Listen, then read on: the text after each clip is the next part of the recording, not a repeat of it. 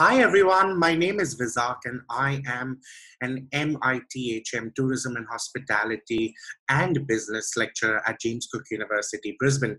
Today in this webinar, it's a pre-shot webinar, but we are covering tips on how you as a student should not be procrastinating, make the best of your home study space, and also the importance of planning your next trimester. So hang on with me as I will be answering students' questions and I will give you some useful tips to help get you through these challenging times that we are in. Hi Vizak sir, this is Nirmaljeet Kaur and I'm studying MIT from Brisbane campus and I would like to ask you that I tend to do a lot of procrastination. Can you give me some tips so that I don't do this and I finish my work on time and I don't have to ask for extensions or get my marks deducted due to late submissions? Hi, Nirmaljeet. Thank you so much for that awesome question. Firstly, I want you to remember you're not the only student who is going through that. Procrastination is very common with students and everyone. We do that. I do that. The point to remember with procrastination is that you need to find things that will keep you on your time goals. And that is very crucial. Set yourself daily tasks, set yourself some guidelines on things that you need to finish on a day-to-day basis.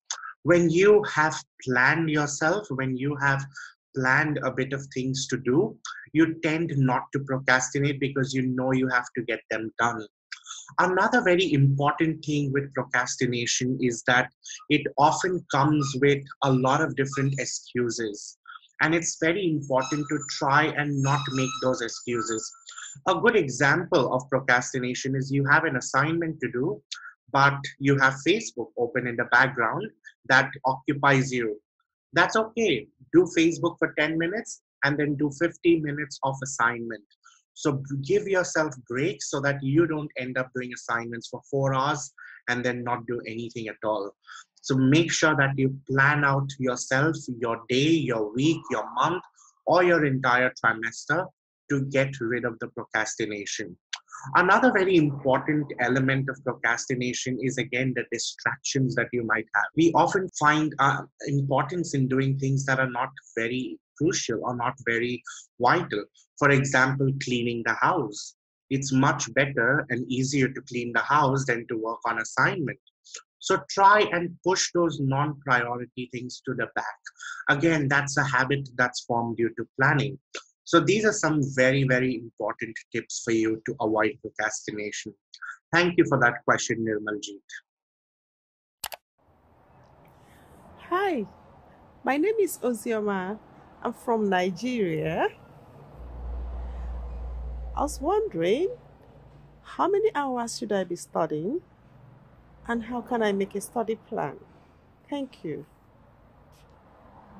Thank you so much for that question, Ozzy. It is so important to plan your entire week, especially with your study load. Remember, at James Cook University, Brisbane, most students end up doing 3 subjects per trimester, which means that they approximately have to put in 30 hours a week worth of study to do in their time. Now, of course, from that 30 hours, you already have 4 hours of classes that is required for you to do. So at least 6 more hours per week is an amazing time for you to set aside for your studies per subject. So let's say that you have to do 18 hours of self-directed study outside of the classroom. A good way to plan those 18 hours is don't put all the subjects in together on the same day. Try to divide yourself up. If you like a bit of variety, try to do 3 subjects 1 hour each day over a span of 6 days so that you can end up doing readings, watching tutorials, doing your own research, or working on your assignment. Remember that variety is a good way for you to feel a bit of change, and then you pick up every single day something new to do for your studies. So ideally, you're required to do 10 hours of study per subject per week minus the 4 hours of classes that we have for you guys. So always 6 hours of self-directed study per subject is very, very crucial.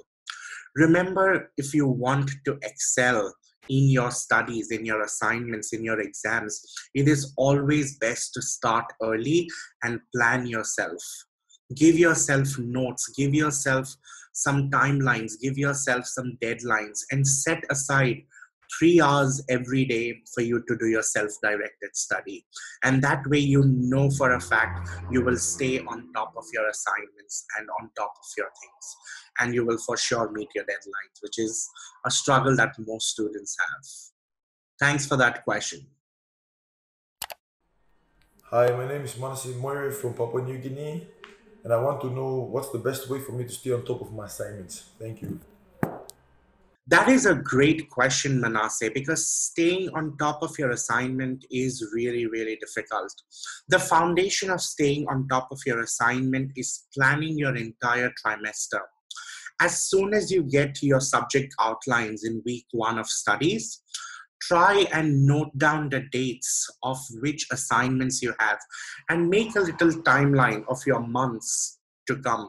So, for example, in the upcoming month, in the second week of July, when the classes start, look at all the subject outlines and start putting a timeline of which assignments do you have to finish, and always start with the first assignment. Get ahead of assignments and start planning. Always plan your trimester in order for you to have enough time at the end of the term to sit and edit and re-edit your assignments. Staying on top of your planning is very, very crucial, because it is one thing to plan, but it is completely another ball game for you or us to stay on top of those plans. Because very often we make plans and then we end up not fulfilling those plans. And the trick to that is called the commander's intent, which I learned from my absolute guru out here at James Cook University. He taught me the importance of commander's intent, which means make a plan and then have enough flexibility to have the highs and lows. Give yourself some downtime during the trimester so you don't burn out, but at the same time, make sure that you are doing your work. So have a point A, which is the start of your assignment, point B, which is the end of the assignment, and then plan some highs and lows.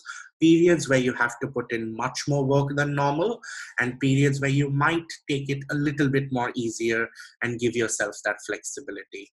Having that flexibility is also very important for you as a student, because remember, there's a lot of other things that you want to focus on, such as career development, self-development, learning new skills, trying to even understand what the assignments are about, getting to your classes.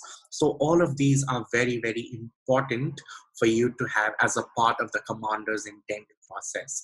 Give yourself some flexibility, make yourself adaptable, but stick to your deadlines. Very crucial. Thanks for that question. Hi, my name is Kanika. I'm GCU student MITHM. I want to ask one question regarding how to plan my trimester ahead. But what are the best methods so I don't get so overwhelmed with my assignments deadline? Thanks. Thank you, Kanika, for that question. And I know you've done a couple of my classes in the tourism and business area. As what I say always in classes, and again, what I've said in the last question, is always plan yourself ahead of time and then make sure you try and stick a little bit to that plan. Allow a bit of flexibility, allow a bit of goal setting, but then try to stick to the plan. Another very important part, which a lot of students don't do, is try to reward yourself. When you fulfill a task, when you fulfill a goal, when you finish a certain section or an assignment before its deadline, treat yourself to a movie, go out for an ice cream, have one of your favorite meals, Cook something nice at home. Well, don't go out right now during the pandemic, but do something nice at home that you might feel as a part of rewarding yourself. It is very, very important for students to reward themselves if they have finished their assignments before the deadlines. It is a good way to motivate yourself to do ahead in time and get better for the next assignments to come. So make sure you do that, and that's very, very crucial on doing well as a part of your planning process.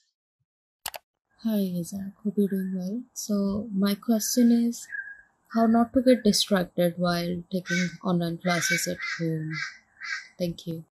That is a great question, Sibani. It is very, very normal for students to get distracted in their online classes and even in face to face classes.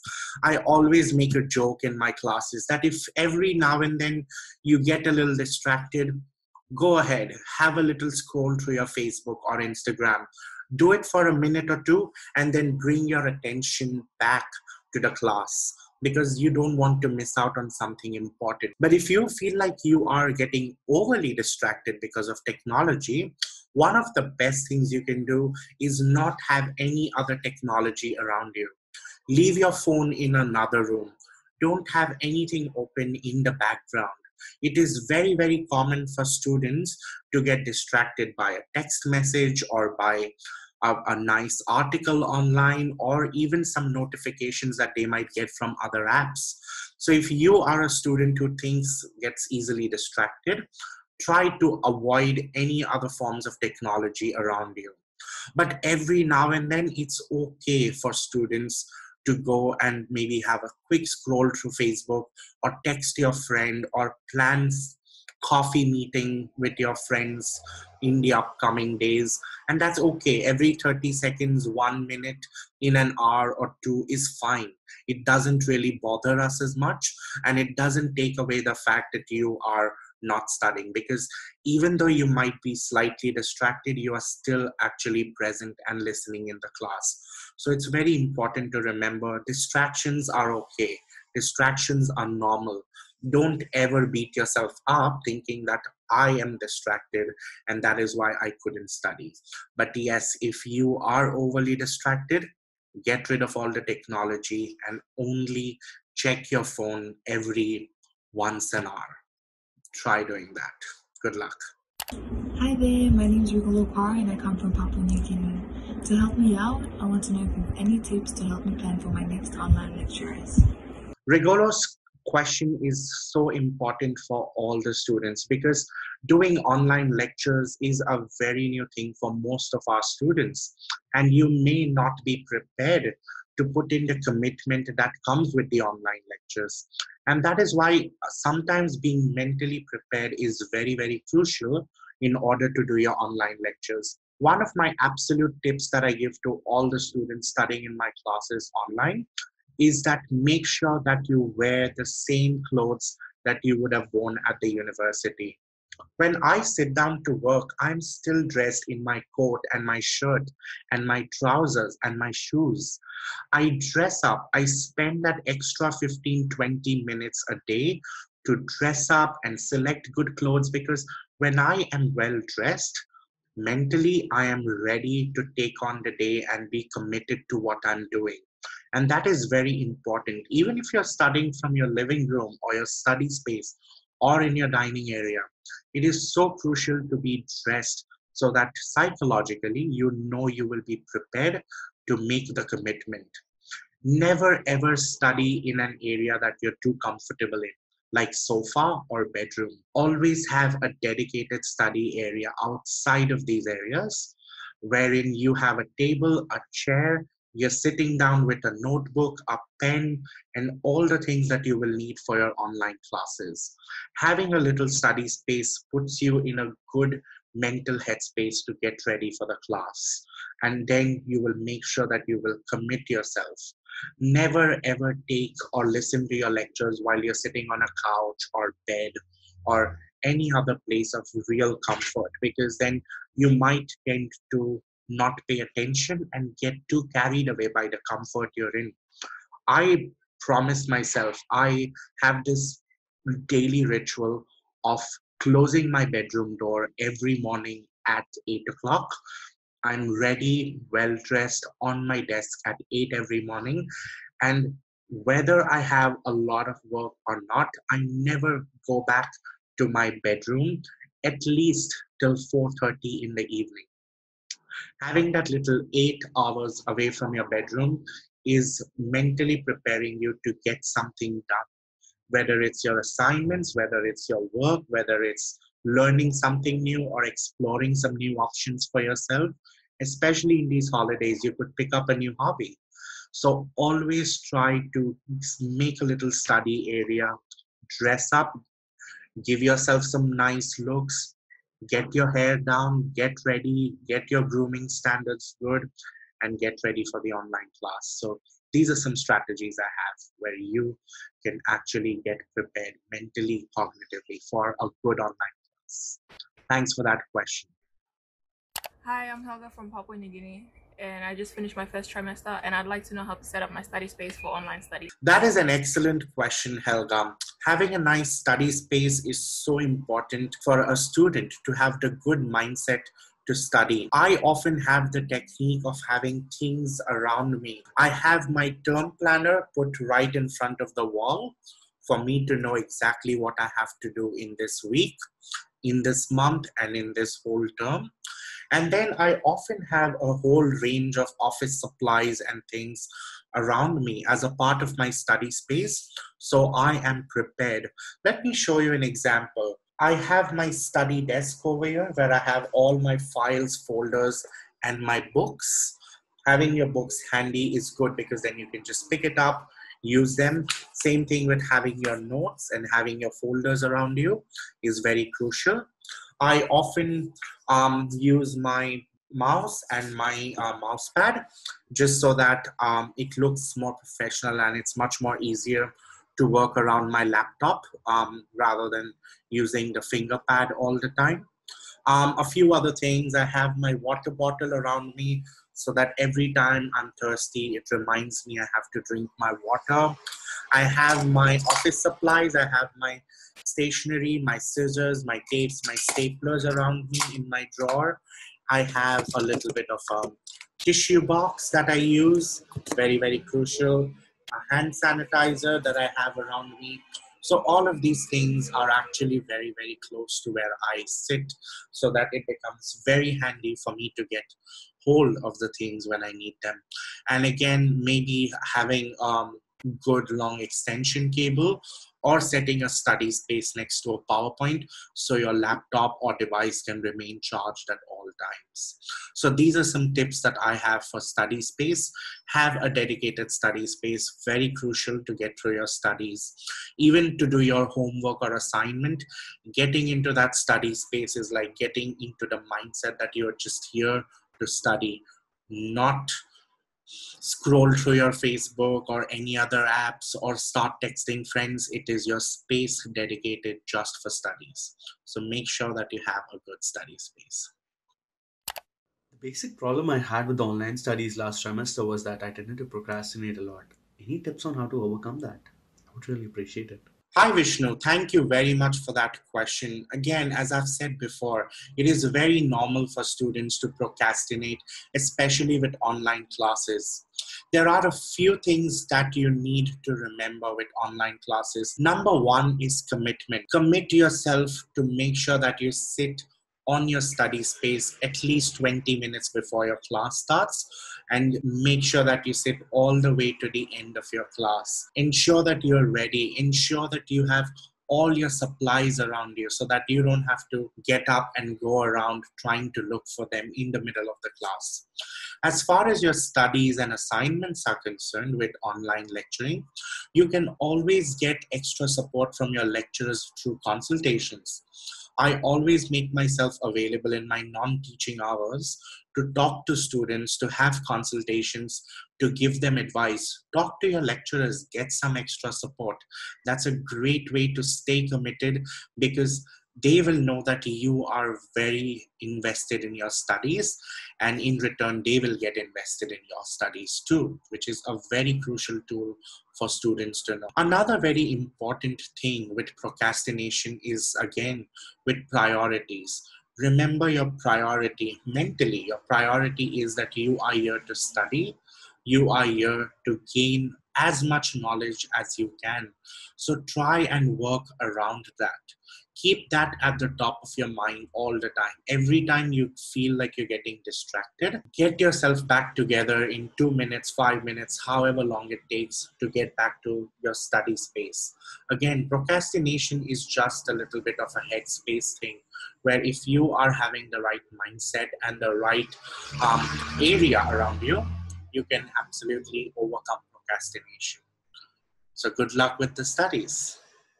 Hi, my name is Kritika Chathav and I'm doing Masters in Leadership. I have a question for you, Vizak. I hope you're doing well. So, is procrastinate bad and how do I avoid it? My second question would be what is the best time throughout the day to study? Thank you.